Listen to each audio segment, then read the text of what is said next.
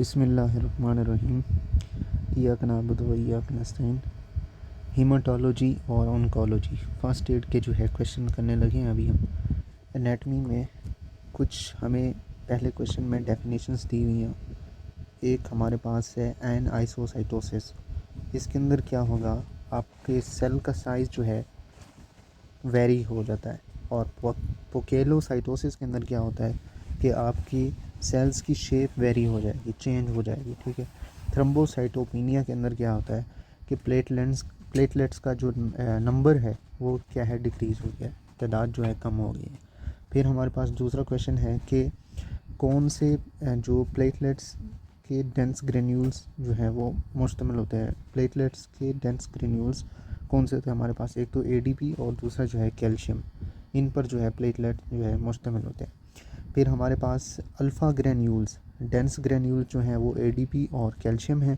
Alpha granule जो हैं वो हमारे पास वॉन विलीब्रेंड फैक्टर और फिब्रिनोजेन जो हैं ये होते हैं alpha granules of the platelets. फिर हमारे पास ये टिपिकल WBC जो काउंट बताना है हमने, ये तकरीबन 4000 से 10,000 mm³ होता है। फिर वाइट ब्लड सेल्स की टाइप्स के नाम बताने ऑफ डिक्रीजिंग प्रीवेलेंस के अंदर, तो हमारे पास एक न्यूट्रोफिल्स, लिम्फोसाइट्स, मोनोसाइट्स, इसिनोफिल्स और बेसोफिल्स, ये जो हैं वाइट ब्लड सेल्स की टाइप्स हैं डिक्रीजिंग प्रीवेलेंस में। ठीक है। फिर CD14 जो है ये कौन से सेल का मार्कर है। ठीक है, ये हमारे पास मैक्रोफेजेस का क्या है, सेल मार्कर है। नेक्स्ट है कि 5 कंडीशंस बतानी है जो इसिनोफिलिया कराती हैं। एक तो हमारे पास neoplasm, asthma, allergic, connective tissue disease और पैरासाइट्स, ये जो हैं 5 जो हैं कंडीशंस इसिनोफिलिया कराती होती हैं। फिर नेक्स्ट है कि कौन से मॉलिक्यूल्स बेसोफिल सेल्स के ग्रेन्यूल्स में आते हैं। एक तो हमारे पास हिस्टामिन्स, हेपरिन और हमारे पास इसिनोफिलिक कीमोटिक्टिक फैक्टर्स जो हैं ये जो है बेसोफिल सेल्स के ग्रेन्यूल्स में जो है मॉलिक्यूल्स आते होते हैं, हिस्टामिन, हेपरिन और हमारे पास इसिनोफिलिक कीमोटैक्टिक फैक्टर्स। फिर उन्होंने हमें सेल्स दिए बी और टी सेल। बी लिम्फोसाइट्स जो हैं ये आपकी बोन मैरो में प्रोड्यूस्ड होते हैं। ठीक है। फिर मेच्योर भी बोन मैरो में ही होंगे। टी लिम्फोसाइट्स ये बोन मैरो में तो प्रोड्यूस हो रहे हैं, लेकिन ये मेच्योर आपके थाइमस में हो रहे होते हैं। नेक्स्ट है हमारे पास कि what type of cell has of centre nucleus abundant rough endoplasmic reticulum और हमारे पास क्लॉक फेस क्रोमेटिन डिस्ट्रीब्यूशन किन सेल्स के पास होती है, वो हमारे पास प्लाज्मा सेल्स के पास जो है सेंटर न्यूक्लियस और जो है अबंडेंट रफ प्लाज्मिक रेटिकुलम और क्लॉक फेस क्रोमेटिन होता है प्लाज्मा सेल्स के पास। यहाँ तक थी एनाटमी। अब फिजियोलॉजी में पहला क्वेश्चन है कि RH नेगेटिव जो है मदर्स को क्यों रोगाम जो है इंजेक्शन दिया जाता है। तो इसके अंदर असल में जो है हमारे पास प्रिवेंट करने के लिए डेवलपमेंट ऑफ एंटी रोगाम जो IgG जो है दी जाती हैं, क्योंकि अगर ना दे तो हमारे पास एरिथ्रोब्लास्ट जो है फिटालिस सब्सिक्वेंट जो वो फीटस है ना नेक्स्ट आने वाला, उसके अंदर जो है हमारे पास एरिथ्रोब्लास्ट का जो है डैमेज हो जाएगा, जिससे बेबी को जो है बीमारियां जो है लाहिक हो सकती हैं। नेक्स्ट उन्होंने हमें चार्ट दिया है, इसके अंदर हमने इंट्रिंसिक और एक्सट्रिंसिक जो है कोएगुलेशन पाथवेज बताने हैं। ठीक है। जो हमारे पास एक्सेंट्रिक पाथवे में जो है सिर्फ एक फैक्टर है 7। ठीक है।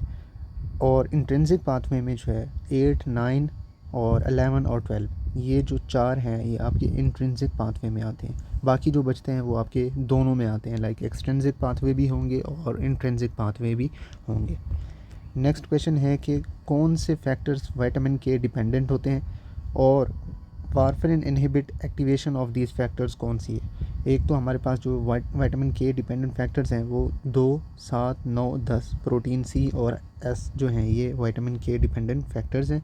वारफरिन जो इनहिबिट एंजाइम्स जो हैं वो हमारे पास एपॉक्साइड रिडक्टेज होता है जो कि कन्वर्ट करता है विटामिन के को रिड्यूस फॉर्म एक्टिवेट जो है। ये जो हमारे पास फैक्टर्स हैं 2, 7, 9, 10 और protein C, S and S, इनको जो है रिड्यूस्ड फॉर्म के अंदर क्या है कन्वर्ट करते होते हैं। एंजाइम कौन सा है हमारे पास, एंजाइम जो है एपॉक्साइड रिडक्टेज, ये जो है डिक्रीज़ करेगा इन फैक्टर्स को। फिर हमारे पास नेक्स्ट है कि describe 4 steps of primary haemostasis and platelet plug formation. एक तो हमारे पास इंजरी है, इंजरी को अब इसके अंदर क्या है कि एंडोथेलियल जो डैमेज है ना वो प्रमोट करेगा हमारे पास वॉन विली ब्रेन फैक्टर को, जो कि बाइंड करेगा आपकी एक्सपोज्ड कोलेजन के साथ, ठीक है।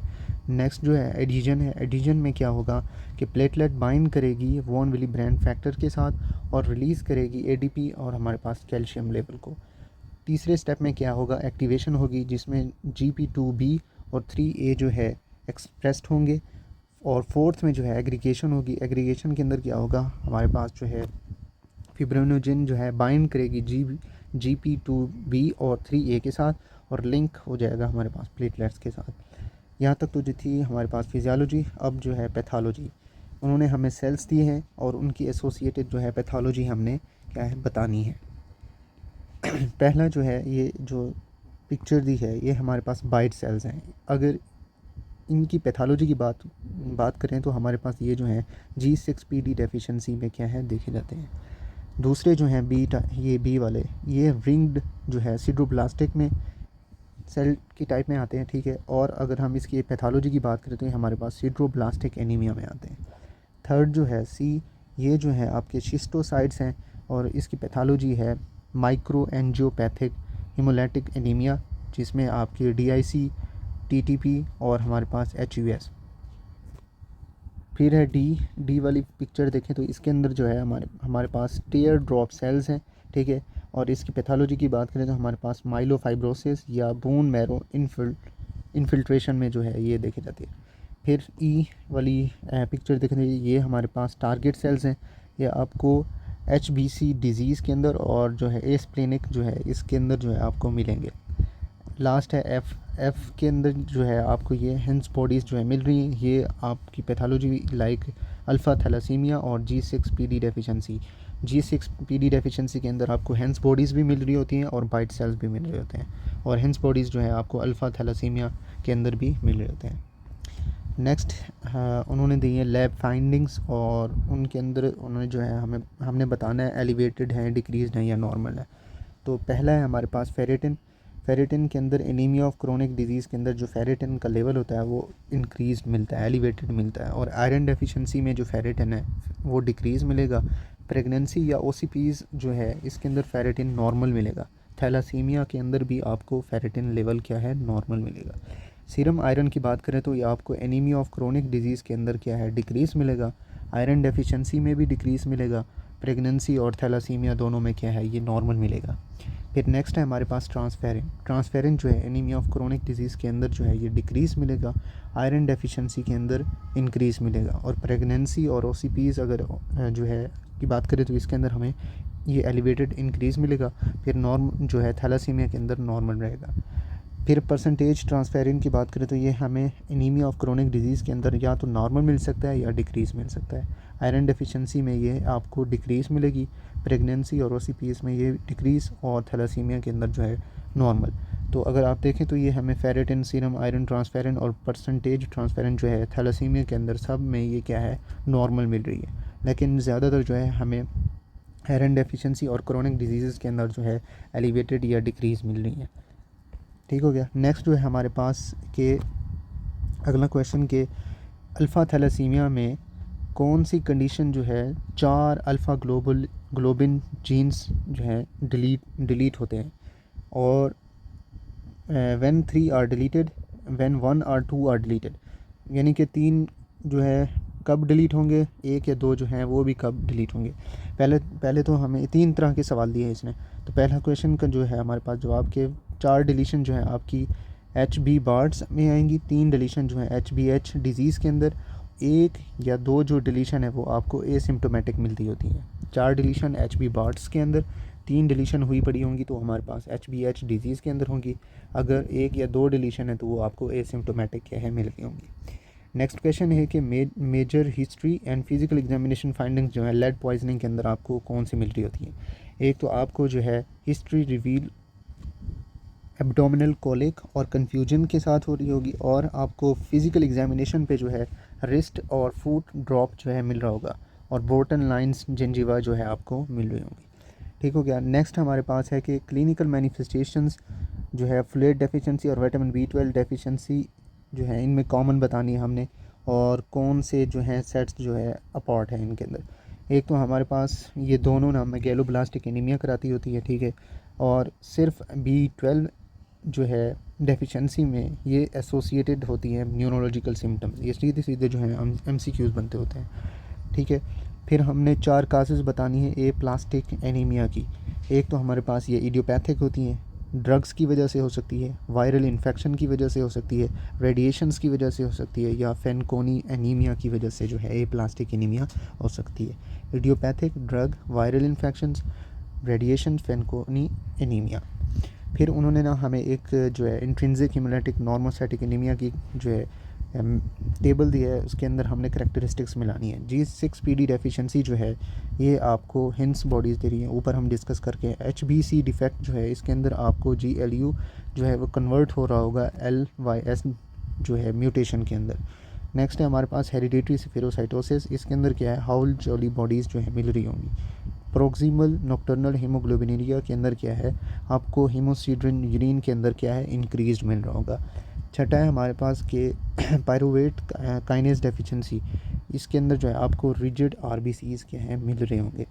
लास्ट है सिकल सेल एनीमिया, इसके अंदर क्या है आपको GLU जो है कन्वर्ट मिल रहा होगा वो VAL म्यूटेशन के अंदर, ठीक है। नेक्स्ट है कि कौन सी ऑटोइम्यून हीमोलाइटिक एनीमियाज जो हैं वार्म एग्लूटिनेंस के साथ एसोसिएट करती हैं, और कोल्ड एग्लूटिनेंस के साथ कौन कौन सी जो हैं एसोसिएट करती हैं। तो वार्म एग्लूटिनेंस जिसे आप IgG भी बोलते हैं, इनके अंदर जो है आपको ये SLE सिस्टेमिक लूपस एरिथेमेटस के साथ, और हमारे पास CLL क्रोनिक ल्यूकीमिया लिम्फोब्लास्टिक इस तरह का जो है इसमें इस डिज़ीज़ में मिल रहा होगा। और सर्टेन ड्रग रिएक्शंस जो हैं ये आपको जो है वार्म एग्लूटिनेंस के अंदर मिल रहे होंगे। जबकि कोल्ड एग्लूटिन IgM के अंदर जो है आपको अगेन जो है CLL मिल रही होगी, माइकोप्लाज्मा निमोनिया मिल रहा होगा, और इन्फेक्शस जो है मोनोक्लोनल सेल्स वाले ये आपको कोल्ड एग्लूटिनेंस के अंदर मिल रहे होंगे। नेक्स्ट क्वेश्चन है कि हमने 5 पीस जो है एक्यूट इंटरमिटेंट पोर्फिरिया के क्या है बताने हैं। एक तो हमारे पास पेनफुल एब्डोमेन, दूसरा पोर्ट वाइन कलर्ड यूरिन होगा, फिर हमारे पास पोली न्यूरोपैथी होगी precipitated by drugs, alcohols and स्टारवेशंस, फिर हमारे पास साइकोलॉजिकल डिस्टर्बेंसेस। ये जो हैं एक्यूट इंटरमिटेंट पोर्फिरिया में जो है 5 पीस मिल रहे होंगे। Painful abdomen, port wine coloured urine, polyneuropathy precipitated by drugs, alcohols and starvation and psychological disturbances. Next उन्होंने हमें जो है लैब फाइंडिंग्स भी दी हुई हैं। इनके अंदर हमने बताना है कि कहाँ कहाँ पे ये एलिवेटेड होंगे, डिक्रीज्ड होंगे या नॉर्मल होंगे। फर्स्ट है हमारे पास DIC, इसमें प्लेटलेट काउंट जो है डिक्रीज़ मिलेगा, ब्लीडिंग टाइम इंक्रीज़ मिलेगा, PT प्रोथ्रोम्बिन टाइम जो है वो भी आपको इंक्रीज़ मिलेगा। फिर PTT जो है स्टैंड फॉर है पार्शल थ्रोम्बोप्लास्टिन टाइम, ये भी आपको क्या है इंक्रीज़ मिल रहा होगा। नेक्स्ट है हमारे पास ग्लैंड्समैन थ्रोम्बो जो है एस्थीनिया, इसके अंदर प्लेटलेट काउंट नॉर्मल मिलेगा, ब्लीडिंग टाइम इंक्रीज़ मिलेगा, प्रोथ्रोम्बिन टाइम नॉर्मल, PTT भी नॉर्मल मिलेगा। फिर है हीमोफीलिया के अंदर प्लेटलेट काउंट जो है नॉर्मल, ब्लीडिंग टाइम में भी नॉर्मल, PT प्रोथ्रोम्बिन टाइम में भी नॉर्मल, और पार्शियल थ्रोम्बोप्लास्टिन टाइम जो है यहाँ पे सिर्फ यही जो है इंक्रीज होगा, बाकी जो है नॉर्मल मिलेंगी। फिर इडियोपैथिक साइटोपिनिया जो है पुरपुरा है, या हमारे पास TTP है, ये आपको जो है प्लेटलेट काउंट जो है इसके अंदर डिक्रीज़ मिल रहा होगा, ब्लीडिंग टाइम इंक्रीज़ मिल रहा होगा, PT और PTT जो है दोनों ये आपको नॉर्मल मिल रहे होंगे। फिर विटामिन K डेफिशिएंसी, इसके अंदर प्लेटलेट काउंट और ब्लीडिंग टाइम जो है दोनों नॉर्मल मिलेंगी, PT और PTT जो हैं ये आपको इंक्रीज़ मिल रहे होंगे। नेक्स्ट लास्ट हमारे पास है कि वॉन विली ब्रांड डिजीज़ के अंदर प्लेटलेट काउंट जो है नॉर्मल मिलेगा, ब्लीडिंग टाइम इंक्रीज़, PT जो है आपको नॉर्मल, और PTT जो है ये जो है इंक्रीज़ मिल रहा होगा। तो ये सीधे सीधे MCQs बनते होते हैं, तो इनको आप देख के जो है आप डिज़ीज़ को क्या है रूल आउट करते होते हैं। लाइक वो दे देंगे कि PTT और ब्लीडिंग टाइम जो है बढ़ा हुआ है, और प्लेटलेट काउंट और PT जो है ये नॉर्मल है, तो ये आपको जो है सिलेक्ट करना होगा वॉन विली ब्रांड डिज़ीज़ को, ठीक है।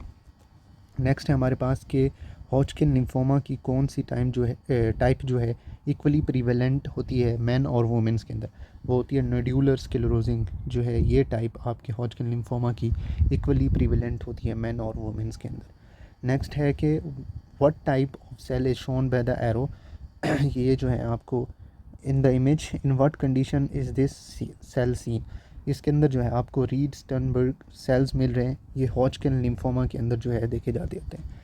ठीक हो गया। फिर हमें उन्होंने जो है जेनेटिक ट्रांसलोकेशंस की जो है मोस्ट क्लोजली एसोसिएटेड जो है डिजीज़ दी है, हमने वो बतानी है। बर्केट लिम्फोमा के अंदर जो है आपको T814 मिल रहा होगा, क्रोनिक माइलोजेनियस ल्यूकेमिया के अंदर आपको T922, और फॉलिकुलर लिम्फोमा के अंदर जो है आपको T1418 मिल रहा होगा। M3AML के अंदर जो है आपको T1517, और मेंटल सेल लिम्फोमा में जो है T1114 मिल रहा होगा। नेक्स्ट है हमारे पास कि what will serum protein electrophoresis reveal in a patient with multiple myeloma, and what will be seen in the urine, urine के अंदर भी हम क्या देखेंगे। सीरम प्रोटीन इलेक्ट्रोफोरेसिस के अंदर हम मल्टीपल माइलोमा के पेशेंट के साथ क्या जो है रेलिवेंट्स देख रहे होंगे, और यूरिन के अंदर भी हम क्या देखेंगे।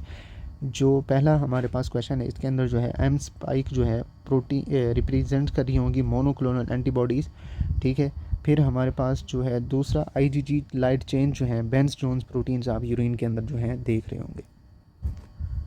नेक्स्ट है हमारे पास के 4 मेजर ग्रुप्स बताने हैं ल्यूकेमियास के। ठीक है। फिर उनकी टाइप्स, रिस्क जो है बताना है हमने, DIC upon initiation of treatment और क्यों होता है ये भी हमने बताना है। तो हमारे पास पहला जो है AML, जिसे आप AML स्टैंड फॉर है एक्यूट माइलोब्लास्टिक ल्यूकेमिया। फिर हमारे पास ALL जो है ये एक्यूट लिम्फोसाइटिक ल्यूकेमिया के लिए स्टैंड है, और CML जो है ये हमारे पास क्रोनिक माइलोब्लास्टिक ल्यूकेमिया के लिए, और CLL जो है क्रोनिक लिम्फोसाइटिक ल्यूकेमिया के लिए। ठीक है। और जो आपके एक्यूट माइलोब्लास्टिक ल्यूकेमिया होता है ये एसोसिएट कर रहा होता है DIC के साथ। अब जो इसके अंदर एंजाइम होता है वो पेरोक्सीडेज होता है जो कि रिलीज़ होता है ब्लड स्ट्रीम के अंदर। ठीक है। जब जो है रिएक्शन होगा तब ये काज करा देगा सेल्स टू लाइज, ये सेल्स को क्या है तोड़ देगा। नेक्स्ट हमें उन्होंने जो है चार्ट दिया हुआ है, उसके अंदर हमने जो है एलिवेटेड या डिक्रीज्ड नॉर्मल जो है लैब फाइंडिंग्स बतानी है। क्रोनिक माइलो प्रोलिफरेटिव डिसऑर्डर्स के अंदर पहले हमें क्रोनिक माइलोब्लास्टिक ल्यूकेमिया दिया है, उसके अंदर प्लेटलेट क्या होंगी, इंक्रीज़ मिल रही होंगी, RBCs डिक्रीज़ होंगे, वाइट ब्लड सेल्स इंक्रीज़ होंगे। ठीक है। फिर एसेंशियल थ्रोम्बोसाइटोसिस के अंदर जो है प्लेटलेट काउंट क्या है, इंक्रीज़ मिल रहा होगा। ठीक है। फिर हमारे पास RBCs जो है इसको और WBCs को जो है हम रूल आउट कर देते होते हैं, इसमें जो है नहीं होते, इतना फ़र्क नहीं पड़ता। माइलोफाइब्रोसिस के अंदर क्या होता है, वेरिएबल प्लेटलेट होंगे और RBCs जो हैं डिक्रीज़ होंगे, और WBCs भी क्या है वेरिएबल मिल जाएंगे। पॉलीसाइथीमिया वेरा के अंदर क्या होगा, प्लेटलेट तीनों जो हैं प्लेटलेट RBCs और वाइट ब्लड सेल्स ये तीनों क्या है इंक्रीज़ मिल रहे हो। नेक्स्ट हमारे पास फार्माकोलॉजी का लास्ट पोर्शन है, फिर हमारी जो है हीमाटोलॉजी और ऑन्कोलॉजी जो है वो ख़त्म हो जाएगी। नेक्स्ट ये जो है क्वेश्चन इसमें हमारे पास कि कौन सी ड्रग्स जो है अफेक्ट करती है लाइफ फाइंडिंग्स के साथ, तो हमने वो बतानी है। ड्रग जो है पहली उसने दिया है एस्पिरिन, इसके अंदर ब्लीडिंग टाइम क्या इंक्रीज़ मिलेगा, प्लेटलेट काउंट PT और PTT जो हैं ये तीनों आपको नॉर्मल मिल रहे होंगे। क्लोपिडोग्रेड या एक्सीमैब जो है ये इसमें आपको ब्लीडिंग टाइम तो इंक्रीज़ मिलेगा, और जो दूसरी चीज़ें हैं वो एस्पिरिन की तरह नॉर्मल मिल रही होंगी। ठीक है। हेपरिन के अंदर क्या है, ब्लीडिंग टाइम नॉर्मल मिलेगा, प्लेटलेट काउंट भी नॉर्मल मिलेगा। PT या तो नॉर्मल हो सकता है या तो इंक्रीज़ मिल सकता है। PTT क्या है, ये आपको इंक्रीज़ मिल रहा होगा। वारफरिन के अंदर ब्लीडिंग टाइम नॉर्मल होगा, प्लेटलेट काउंट भी नॉर्मल होगा। PT जो है PT और PTT या PT जो है आपको इंक्रीज़ मिल होगा, और PTT नॉर्मल या आपको इंक्रीज़ जो है मिल सकता है। ठीक है। फिर लास्ट अगला क्वेश्चन है कि what is the mechanism of action of the heparin का मैकेनिज़्म ऑफ एक्शन बताना है, और ओवरडोज हो जाए तो उसको हमने कैसे ट्रीट करना है। ये क्या करता है, एंटीथ्रोबिन को क्या है एक्टिवेट करता है, फिर जिससे थ्रोम्बिन और हमारे पास 10A जो है वो डिक्रीज़ हो जाते हैं। तो ये इसका मैकेनिज़्म है हेपरिन का। अगर ओवरडोज हो गया तो इसके अंदर हम ट्रीट कैसे करेंगे, प्रोटामाइन सल्फेट दे देंगे। ठीक है। नेक्स्ट है कि हमने वारफरिन का मैकेनिज़्म बताना है, और ओवरडोज हो जाए तो उससे कैसे ट्रीट करेंगे। वारफरिन जो है इंटरफेयर करती है विद नॉर्मल सिंथेसिस और हमारे पास gamma carboxylation of vitamin K dependent clotting factors के साथ। अगर हम इसके ओवरडोज की ट्रीटमेंट के बारे में बात करें तो हम इंट्रावेनसली विटामिन K या फ्रेश फ्रोज़न प्लाज्मा जो है देते होते हैं। नेक्स्ट उन्होंने हमें ड्रग्स दी हुई हैं, उनके जो हैं हमने टारगेट्स बताने हैं। पहली है एबसी सेक्सीमैब, सिक्सीमैब, तो ये जो है हमारे पास ग्लाइकोप्रोटीन 2B3A रिसेप्टर के साथ जो है टारगेट होगी, और क्लोपिडोग्रिल जो है आपकी ADP रिसेप्टर प्लेटलेट्स पे होगी। जो है इटोपोसाइड्स जो है ये साइड जो है हमारे पास टोपो आइसोमरेज 2 के साथ होगी। 5 जो फ्लोरोयूरेसिल्स है ये थैमिडिलेट सिंथेज के साथ होगी, और एमेटिनिब जो है ये BCR ABL टायरोसिन काइनेज के साथ। रिटोक्सीमैब जो है ये आपकी B सेल्स के साथ CD20 के साथ होगी, और टेमोक्सिफिन जो है ये एस्ट्रोजन रिसेप्टर के साथ टारगेट करी होगी। फिर हमारे पास जो है TPA, ये जो है आप प्लाज्मिनोजेंस के साथ, और ट्रेस्टोजोमैब ये जो है HER2 ERBB2 के साथ, और जो लास्ट है हमारे पास विनक्रिस्टाइन, ये ट्यूबुलिन के साथ क्या है टारगेट करी होगी। नेक्स्ट हमारे पास जो है match the patient with the drug he और she is most likely taking. Patient है प्रिपेयर किया जा रहा है हमारे पास बोन मैरो ट्रांसप्लांटेशन के लिए, उसके PFTs जो हैं कंसिस्टेंट हैं रिस्ट्रिक्टिव लंग डिजीज़ के साथ, तो ये जो है हमारे पास बुसल्फैन जो ड्रग ये ले रहा है, ठीक है, उसकी वजह से जो है हो रहा है। Patient with colon cancer has myelosuppression not reversible with leucovorin, तो इसके अंदर क्या है हमारे पास 5 जो है फ्लोरोयूरेसिल ये ड्रग जो है वो ले रहा है। फिर हमारे पास patient with non Hodgkin lymphoma है और हेमोरेजिक सिस्टाइटिस है, तो ये जो है साइक्लोफॉस्फोमाइड जो है ले रहा है, उसकी वजह से हो रहा है। फिर हमारे पास patient with leukaemia is having myelosuppression reversible with ये विद ल्यूकोवेरिन, अच्छा ये जो है हमारे पास मीथोट्रिक्सेट के साथ होगा। Patient with solid tumour is having dilated cardiomyopathy है, तो ये डॉक्सोरोबेसिन के साथ है। पेशेंट विद टेस्टिकुलर कैंसर या हमारे पास PFTs consistent restrictive lung disease है, तो इसमें क्या है ब्लियोमाइसिन जो है